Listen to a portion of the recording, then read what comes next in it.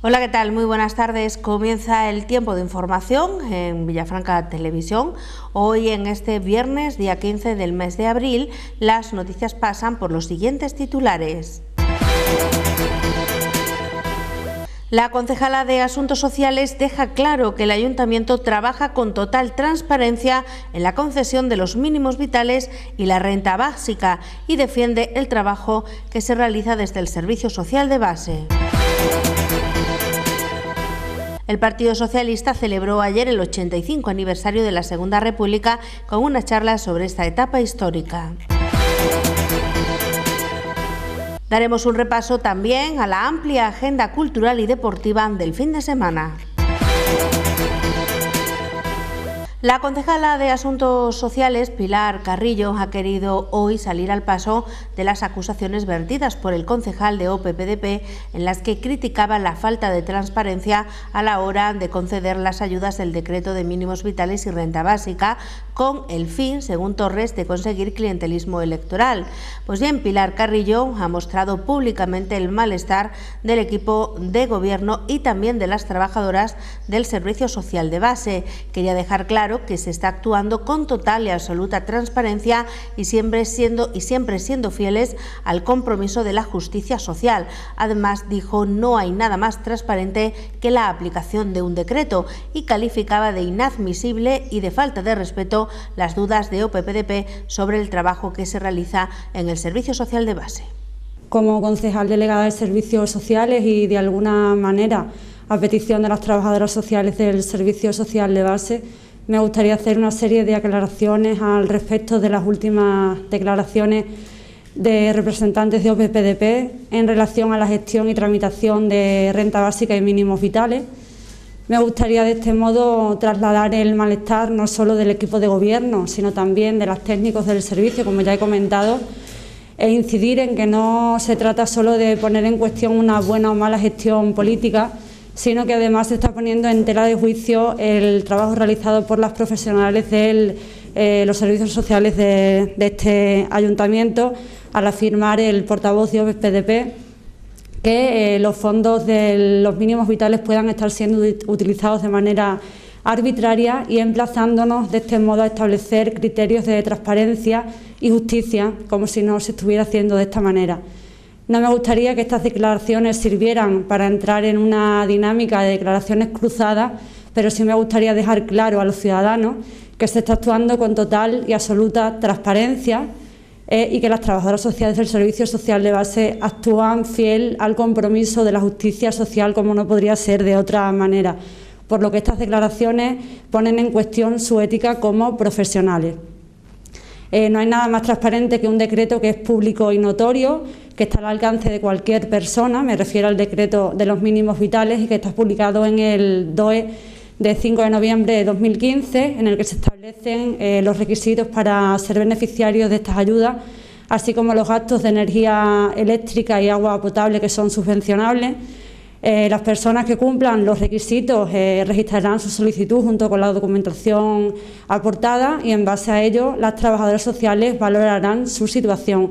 Por lo que, como ya he dicho, poner en cuestión la ética de esta actuación me parece un hecho inadmisible. Por otro lado, declaraciones tales como que los medios económicos municipales puedan estar siendo utilizados con un carácter de clientelismo electoral, que no entiendo muy bien qué quieren decir con esto, no solo es totalmente incierto, sino que además pone de manifiesto una absoluta falta de respeto al trabajo realizado por los técnicos y que pone en cuestión su ética y la forma de proceder en sus actuaciones en beneficio siempre de los usuarios de los servicios sociales de base. Para terminar, me gustaría decir que en lugar de cuestionar o antes de cuestionar públicamente una actuación profesional, no hay nada más sencillo que preguntar por ello y se evitarían de esta manera tales conjeturas, y que no hay nada más satisfactorio que trabajar y dejar hacerlo. En la tarde de ayer, el doctor en Historia, Francisco Javier Carrero, ofreció una charla en la Casa de la Cultura para hablar sobre la Segunda República en Extremadura, justo cuando se cumplen 85 años de esta época de la historia de España. El acto estuvo organizado por el Partido Socialista local. Andrés Moriano, el secretario general de este partido, destacaba la figura del conferenciante como transmisor de la información sobre esta etapa histórica y además defendía que no está de acuerdo con que la Segunda República dure desde 1931 a 1936, sino que fue hasta 1939, ya que fue hasta ese año cuando se estuvo luchando para preservar este régimen legislativo. Es necesario, pues lejos de también, ¿no?, un poco aparte de todo el sentimentalismo que pueda haber, de la nostalgia, etcétera, pero también es que hay que conocer desde el análisis, desde el estudio profundo, desde el conocimiento, pues esta etapa que significó, lógicamente, en España, pues el primer proceso democrático 100%, ¿no? Una experiencia extraordinaria, convulsa desde luego, y que queremos analizar. En la Segunda República hay que conocer, de hecho, el sistema, las distintas fases que ha habido. Yo no estoy de acuerdo, por ejemplo, cuando se habla de la República Española desde el año 1931 al 36, la República es desde 1931 hasta el 39, ¿no?, en España, ¿no?, con independencia después del golpe militar, que con efectivamente pues su fracaso pues originó la guerra civil, ¿no? Entonces hasta el 39, lógicamente en España se estuvo luchando por preservar ese régimen legítimo. El encargado de presentar al conferenciante fue Francisco Cebrián Andino, quien señalaba que es necesario desmitificar el mantra que hay sobre este periodo de la historia. Creo que es importante no dejar de impartir nociones sobre la República, desmitificar ese mantra que hay sobre la República, de lo cual escucharéis algunas cosas que probablemente desconozcáis, digo probablemente desconozcáis, igual me estoy equivocando y ojalá fuera así, y es una serie de mantras que hay que desmitificar, y yo creo que es la obligación de los que ya peinamos canas, los que peinan, y peinamos canas en las barbas, los que no tenemos pelo en la cabeza, y yo creo que es importante que la gente sepa y desmitifiquemos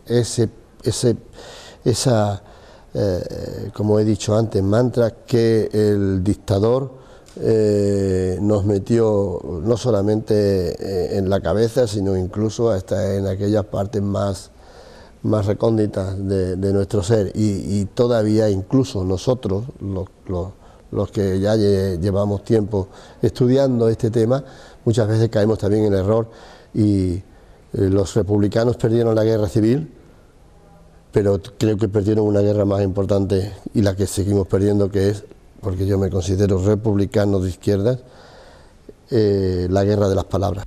Francisco Javier García Carrero destacaba lo avanzada que fue la Constitución de 1931, donde la mujer cosechó derechos que jamás había tenido, y más si la comparamos con lo que había en Europa por aquella época, con gobiernos totalitarios. Destacaba que hasta hace poco solo nos contaron una versión de la historia, nunca nos dejaron contar la otra parte, de ahí la necesidad de difundirla, y destapaba alguno de estos mantras. Lo único que sucede es que hasta hace relativamente poco tiempo no había más que un punto de vista. El otro no existía. Es ahora cuando debemos contar la otra historia que nunca nos contaron, porque a mí solamente me contaron una, ¿no? Yo solamente conocía una parte de la historia, la segunda parte pues nunca me la dejaron contar, y a todos los niveles. Es evidente que este tipo de actos, por eso yo siempre voy a todos, cada vez que me invitan voy a cualquier conferencia de este tipo. Me encanta hacer además conferencias no sesudas incluso, sino con un ámbito pedagógico importante, porque generalmente a este tipo de actos viene gente que, bueno, pues que ha oído hablar cuestiones de Segunda República, incluso de Guerra Civil, pero que las tiene interiorizadas de la manera que, como se la explicaron a él, cuando le dices a mucha gente, un ejemplo, de que una época importante importante de la Segunda República estuvo controlada por partidos de derecha, es que eso le suena como mal, como raro, pero si a mí me han dicho la República es izquierda, si eso es como algo imposible, eso es mentira. Y claro, se le tienes que decir que no, que una república pues es un concepto que no tiene nada, los valores republicanos no tienen en sí mismos relación con la izquierda o con la derecha, que depende de lo que en cada momento pues la población o la sociedad de ese instante pues ejerza con su voto. Entonces hay un momento durante la Segunda República pues que estuvo gobernada por la derecha, y eso a mucha gente le extraña muchísimo, ¿no? Porque no se lo han explicado bien nunca. O como decir que el gobierno del Frente Popular, que es otra de los mantras que, bueno, luego hablaré cuando exponga la conferencia, pues es un gobierno marxista, ¿no? Marxista entendido como comunista, bueno, cuando le dice en el gobierno del Frente Popular, que duró muy poco tiempo, febrero, julio, pues no hubo ni un solo ministro ni del Partido Comunista, ni siquiera del Partido Socialista. Eran todos republicanos, de centro e izquierda. Claro, y la gente, ¿no había comunistas? No, si es que no había ni comunistas casi en el Parlamento. No llegaban a 20 los comunistas de un Parlamento de 473. ¿Cómo se puede decir que España estaba gobernada por los comunistas si no había ni comunistas? Criticaba que la actual ley de educación vuelve a ampliar el periodo histórico de estudio, algo que dificultará mucho llegar a estudiar esta época histórica. Para García Carrero esto tiene sin duda un componente ideológico. Eso ha sucedido, la gente que tenemos más de 45 años aproximadamente de ahí hacia arriba, raro es el educando que ha conocido esta etapa, porque generalmente la historia de España acababa en el reinado de Isabel II, como mucho, algunos incluso en la época de la Guerra de la Independencia, de ahí pero eso estaba hecho adrede, es decir, que eso estaba hecho a posta, no interesaba que se estudiara estas etapas. En la nueva etapa se ha tratado de mejorar esa situación en los últimos años. Ahora hemos tenido una regresión, pienso, con la asignatura de Historia de España, que en segundo de bachillerato pues se estudiaba en profundidad hasta este presente curso, pues todas estas fases. Mis alumnos, por ejemplo, conocen perfectamente la Segunda República, la Guerra Civil, el franquismo, porque se llega con facilidad. A partir del curso que viene, la nueva legislación, en cambio, sin embargo, pues ha vuelto a introducir la historia de España desde la prehistoria hasta la actualidad, con lo cual ya vuelve otra vez a ser un abanico de contenidos curriculares para segundo de bachillerato tan amplio que volveremos otra vez a tener muchísimas dificultades para tratar de llegar hasta la etapa que queremos. Evidentemente, cuando se hacen este tipo de reformas hay un componente ideológico detrás, ¿no? ¿Cuál es el motivo por el que se vuelve que queremos conocer la historia de España? Ese es el objetivo, pero si no aumentamos el número de horas para impartir esa asignatura, vamos a tener muchísimas dificultades para que los alumnos conozcan esta etapa. Luego, evidentemente, el control que hace la administración de que se llegue a esas etapas históricas, pues es mínimo. Entonces, bueno, un poco la culpa es general. La sociedad tampoco demanda exactamente. Hay muchos padres que también pues dicen esos temas son un poco escabrosos, bueno, lanzan la idea de que todos fueron malos, que es algo que está perfectamente prediseñado. Y el fin de semana viene repleto y cargado de actividades. Comienzan ya hoy a partir de las 7 de la tarde con la presentación de la exposición fotográfica que la Asociación Superáfrica ofrece en la cafetería de la Casa de la Cultura sobre su viaje a Senegal. Previamente darán una rueda de prensa en el Salón de Actos de la Casa de la Cultura y una charla que comenzará a las 7 de la tarde para contar su experiencia en este viaje, así como exponer las próximas actividades que harán para recaudar fondos para este país africano. Más tarde, a las 9 de la noche, habrá otra inauguración de una exposición fotográfica en la Sala 1 de la Casa de la Cultura, titulada Luz y Emociones, del fotógrafo Antonio Lemus. Y ya a partir de las 10 de la noche, música en directo en la cafetería con Gene García y Andemucher. Ya el sábado, la Peña Flamenca Solera Extremeña celebrará el Día del Socio con su particular Feria de Abril. Comenzará a las 2 de la tarde. Cada socio podrá llevar una pareja de amigos y se permite la entrada a niños de cualquier edad. La fiesta incluye paella, 2 consumiciones por socio, café con dulces y bingo popular. Después, a las 6, actuará Cachabac, también algunos cantaores de la Peña y la Academia de Baile de Alicia Álvarez. También el sábado, a las 8:30 de la tarde, y en la cafetería de la Casa de la Cultura, concierto pop, un concierto del Aula de Canto Popular de la Escuela Municipal de Música. Y para cerrar el fin de semana, el Movimiento Cultural Cristiano ha organizado un acto coincidiendo con la celebración del Día Mundial contra la Esclavitud Infantil, que es el día anterior. Será a partir de las 8:30 de la tarde en la Parroquia del Carmen, donde se orará para solidarizarse con los niños esclavos. Y no olviden que durante todo el fin de semana, desde hoy viernes y hasta el domingo, se celebra en diferentes locales, restaurantes de nuestra localidad, la cuarta ruta de la tapa vino, organizada por la cooperativa Cabe San José. Es, como decimos, el segundo fin de semana. Como ya les hemos anunciado en otras ocasiones, participan 23 bares y cada establecimiento sirve una tapa maridada con un vino de la cooperativa, todo ello por un coste de 2 euros.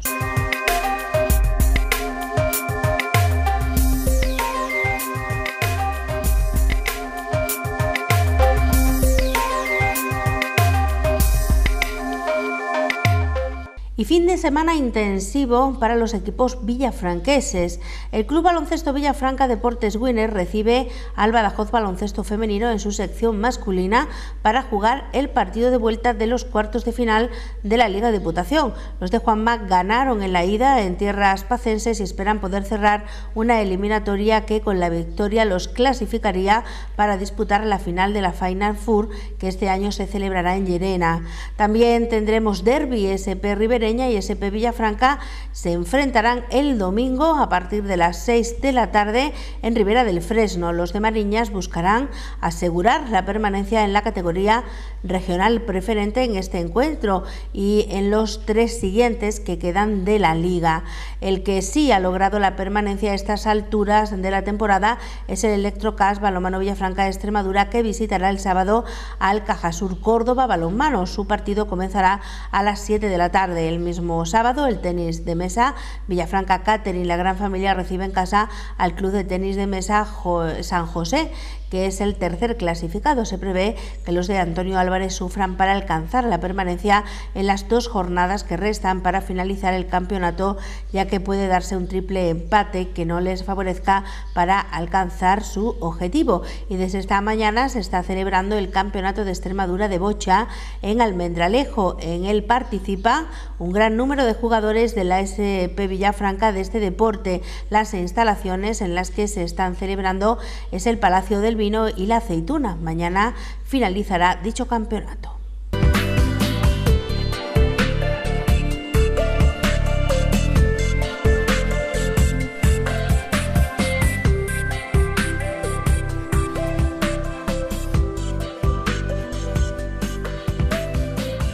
Y vamos a tener un fin de semana pasado por agua, es lo que dice la Agencia Estatal de Meteorología, que anuncia para mañana sábado un 100% de posibilidades de lluvias y un 75% para el domingo. Para hoy ese porcentaje también es elevado, de un 65%. En cuanto a las temperaturas, para hoy se esperan máximas de 19 grados, mínimas de 9. Para mañana se mantienen las máximas, tienden a subir las mínimas hasta los 12. Para el domingo bajarán ligeramente para volver a subir ya de cara al lunes y martes, cuando también puede llover, pero las temperaturas estarán en torno a los 20 grados de máximas y 11 de mínimas. Y nos despedimos. Saludos desde Villafranca Televisión. Que pasen ustedes una muy buena tarde y también un magnífico fin de semana. Hasta el próximo lunes.